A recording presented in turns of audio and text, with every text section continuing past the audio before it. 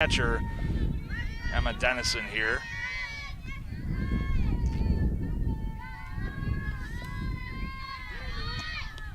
Hitter. Hit by pitch is the result there as she will head to first. Saw a couple of hit by pitches yesterday for both teams as Mavericks able to get the first runner on, and they are back to the top of the order here as Maddie Newman steps to the plate for the Mavericks. And that's the second batter that Kylie Thompson has hit today.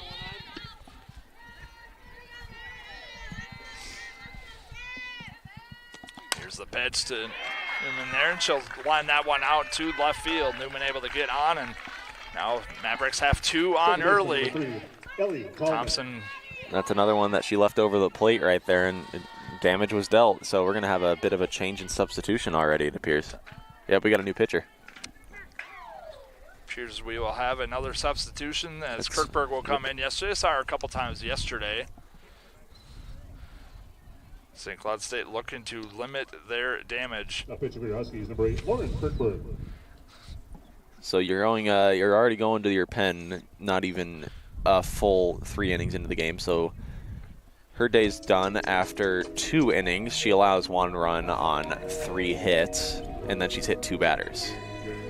Yeah, you saw the look of frustration in Kylie Thompson's face. She knew it was over. She knew that it's been just a couple of rough couple of bats, and it's going to pretty much seal the end for you, at least today. So, yeah, St. Cloud State getting a pitching change here, and we saw Kirkberg a lot yesterday. A lot of relief from her, as it also appears to be potentially some work in the Mankato bullpen alongside the wall here.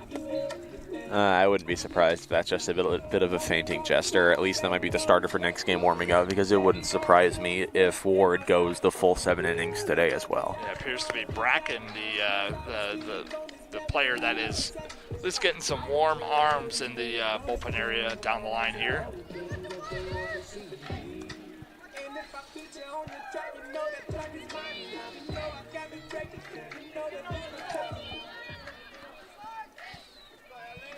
Mavericks stepping up to the plate here as it appears to be Tallman again going to the plate for Minnesota State Mankato.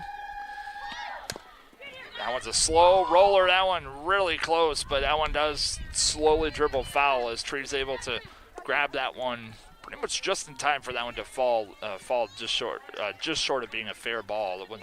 Wasn't sure where that one was going to stop rolling, but it does indeed eventually make its way into foul territory. We'll have another pitch here. It had a little bit of front spin on it, so if it kept rolling, I think it might have turned back fair. So it was a good job by Trees to pick it up while it was in foul territory. Yeah, it did start to spin out left, so we'll have another pitch here to Tallman from Kirkberg here.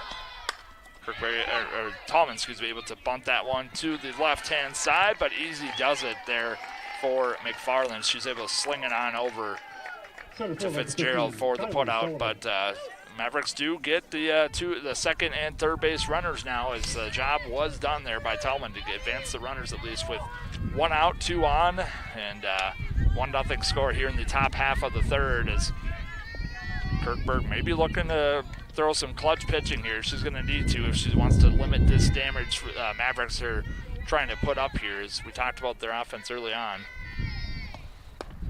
That was outside, or up a bit a little bit, but that one just outside there, and it appears to be Sullivan at the plate for the Mavericks. She takes a ball 1 pitch there to start this at bat. 1 out, 1-0 count.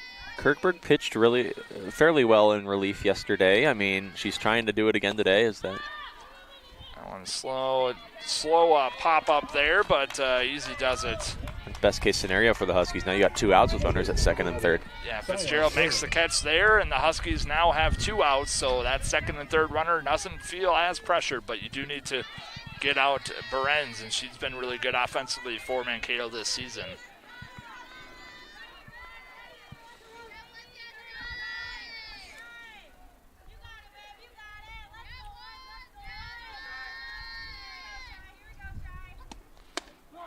That one right down the pipe, and that one is a 0-1 count now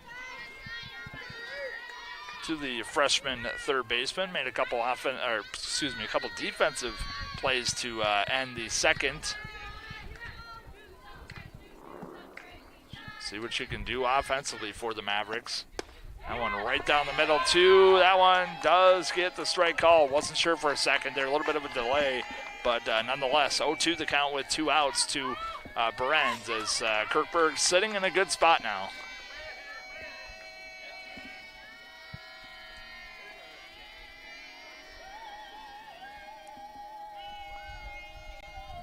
Waiting the pitch here from Kirkberg. That one just a little high and outside.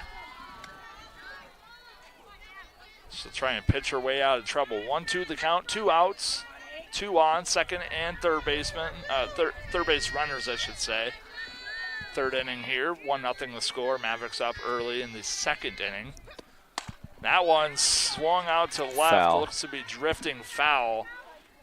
Perspective of where we are at, did not see where that one landed, but it eventually went foul. We have the dugout / press box here kind of blocking our point of view, at least partially out to left field, so that one does eventually, I think, drift foul. If she barrels that one up, that one's probably going to hit the American flag out in center field. Looked like she got all of it on that one, but apparently she did not. Here's another pitch. That one foul tipped right off trees, as that one will go back to the fence, and we'll have another pitch. 1-2 count, 2 outs, 2 on for Minnesota State Mankato.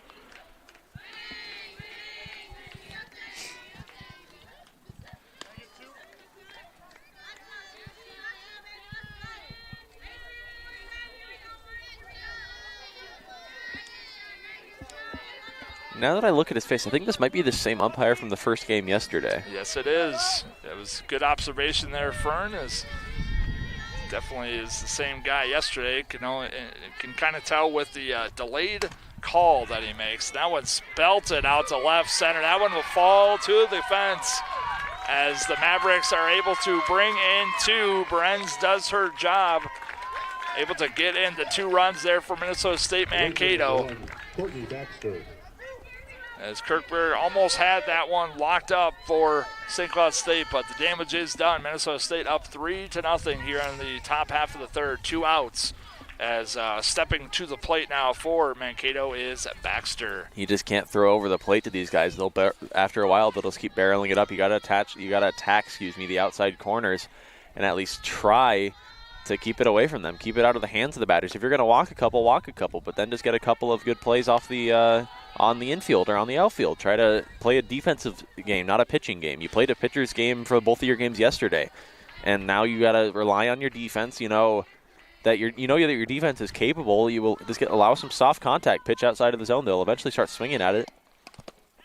That one foul tipped back to the blue, hit his shoe, I think, but nonetheless, 1-1 count. And honestly, Alex, I think it's been a lot of just running into a couple hot bats. The pitching's been pretty good, mostly. Obviously, aside from today, yesterday we saw a pitcher's duel essentially in the first game, and obviously Brianna Olsen, we saw the endurance level that she has for Concordia St. Paul, but as Huskies able to get one here, another foul tip, that will keep things at 1-2 the count with 2 outs. And I think, honestly, it just comes down to pitching for the Huskies today, I guess, especially with your backs against the wall in number 18, Minnesota State Mankato. And you just got to get things rolling and get things on the right foot for the Huskies, And this is not the start you want, giving up 3 runs in the first 3 innings, potentially more with a runner on second here. Here's the pitch from Kirkberg. That one just outside. Second pitch in this at-bat that I was really kind of questioning the location of it. Just seemed like it was kind of a tad bit in the corner, but apparently not quite in the spot that the up wants it. And kind of saw a little bit of that yesterday with just kind of being able to calibrate that strike zone. Here's another pitch from Kirkberg. That one's popped up to the right field side. That one will fall just outside of it'll fall into the bullpen, As 2-2 is the count, 2 outs.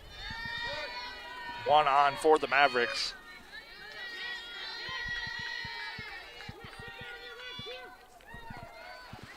Minnesota State trying to add some more insurance onto this 3-0 lead already in the third inning.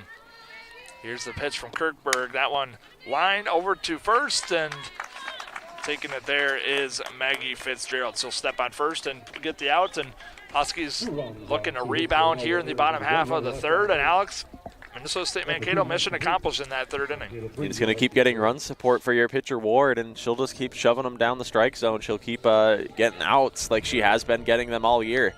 And even the warm-up pitches look like I would want to jump out of the way of them when she's out here throwing them. But yeah, this might just be a case of you're running into just a really, really hot team in Mankato. Yeah.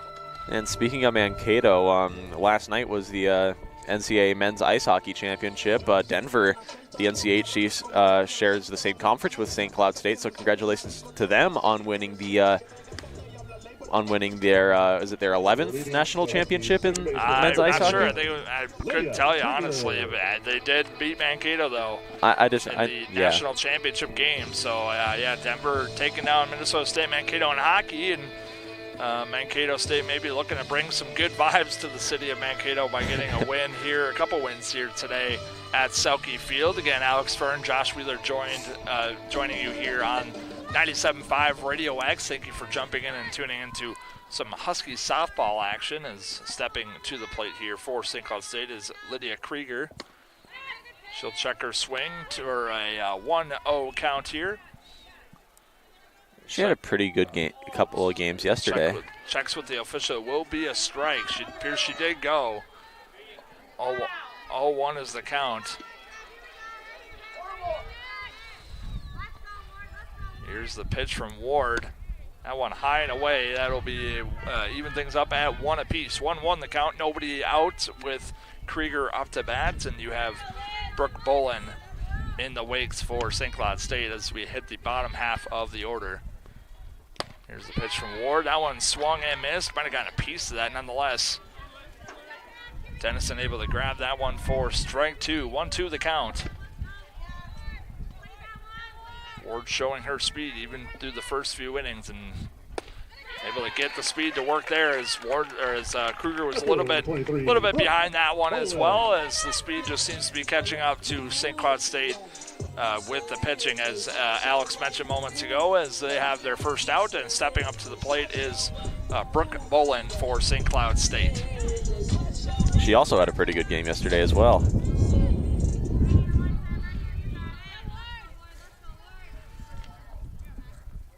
Pitch from Ward.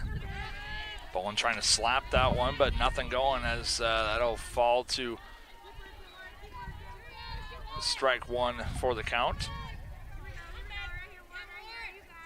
Ward gets the nod. Here's the pitch. Bunting far on the third baseline, and that one will drift foul. So 0-2 the count here to Brooke Bolin. Ward has 3 strikeouts today. 1 walk, no hits, no runs, no earned runs, of course. Coach talking with the umpire there.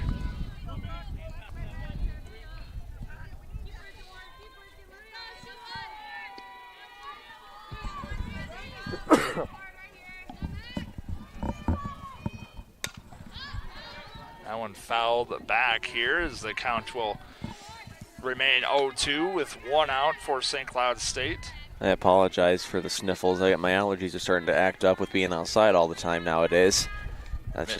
Mitch Roberts, first-year head coach for St. Cloud State. Decent job so far in his first year, as Huskies swing and miss on that one. Bolin goes down and will step to the plate for her second at bat of the day is Raven Vanden Langenberg for St. Cloud State, the senior shortstop for the Huskies. She struck out her last time up. And we saw a lot of her offense explode earlier in the week, going into the weekend. I've talked a little bit about yesterday about finding offense was a little bit of a struggle for the most part, as I think both teams with about a combined 5 runs through the 2 games between St. Cloud State and Concordia St. Paul. That first pitch just outside, ball 1 to Vanden Langenberg with 2 outs.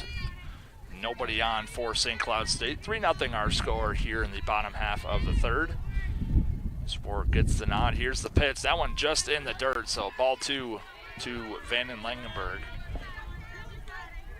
Alex, you're hitting the spot of the lineup, part of the lineup, that you want to hit to try and maybe get some offense rolling for the Huskies before it gets to be too late for that. As the longer Ward pitches, the maybe better chance you have of hitting it. And just as I say that, Van Langenberg lines one to left as she'll get on base here for the Huskies with 2 outs. It's the first hit for St. Cloud State in this ball game. McFarland stepping to the plate with Van Langenberg on first as Huskies able to finally crack that speed notion that we've been talking about a bunch today with Mackenzie Ward, able to use her speed and her pitching to fool the Huskies and their, I guess, slow bats for lack of a better term, because she's been breezing these pitches right by the Huskies. McFarland swings and misses at that first pitch. A little low, but definitely an accomplishable ball, if you will, to go down and get that one. Nonetheless, 0-1 the count to McFarland here with 2 outs and 1 on. Here's the pitch again. That one looked good, but just a little bit low, perhaps, as 1-1 is the count with 2 outs. It was a little bit outside. It was a little low. It was a little bit outside. It's a borderline pitch. Huskies looking to get some offense rolling here late in this inning, and that one is a swing and a miss. She's kind of caught her with the off-speed pitch low and away, and 1-2 is the count now with 2 outs and 1 on for St. Cloud State. That might be the first off-speed pitch that Ward has thrown today. She hasn't really needed anything else. Here's the pitch from Ward. Finally able to foul that one back as the count remains 1-2. And yeah, Alex, you talked about once you are able to establish your speed pitch, you maybe she's trying to mix it up a little bit and try and get something different going for the Mavericks, and got to change it up a little bit, maybe try and fool the Husky squad before they kind of start to figure out the speed and what they need to match it at with their bat speed, as they are starting to make more contact, as that last pitch was fouled off, but still a very, very late swing here for McFarland, is still 1-2 the count with 2 outs and 1 on.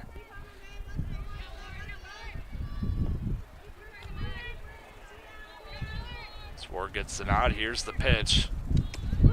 That one right down the middle as McFarland will go down, and be strikeout yet again for Mackenzie Ward, as Huskies will head on out to the field. Mavericks will get ready to come up to bat here in the top half of the fourth. Still up 3-0 through this one so far. Alex Fern, Josh Wheeler here at Selke Field. Wind's starting to pick up a little bit here, so for those that are tuning in, you might hear a little bit of wind go through the microphones. Nothing we can do about it, unfortunately. You're sitting here right in the heart of the game, if you will. We're right alongside the fence line, right behind home plate here. But Huskies trying to maybe get some defense, maybe get a flawless inning is what they're hoping for this inning, as the last couple have not gone their way. First inning was all right, and second inning, third inning, not great, as we're already through our second pitcher for the Huskies, as Kirkberg goes back out there from the circle to try and get things going defensively for St. Cloud State. Yeah, it's been difficult